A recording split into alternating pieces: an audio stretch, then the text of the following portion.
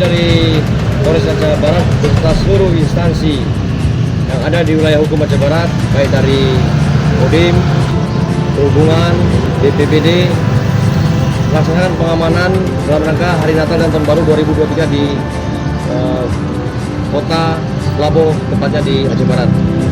Melaporkan untuk situasi sampai saat ini, alhamdulillah wilayah Kota Aceh Barat dalam keadaan kondusif, sehat, semua umat Nasrani melaksanakan kegiatan perayaan Natal sesuai dengan jadwal yang sudah mereka jadwalkan dan dapat dilaksanakan dengan aman dan lancar. Untuk pengamanan pos di Aceh Barat ada 2 pos, yaitu pos pelayanan dan pos pengamanan. Alhamdulillah seluruh personil juga melaksanakan pengamanan pada hari ini dengan gembira dan humanis.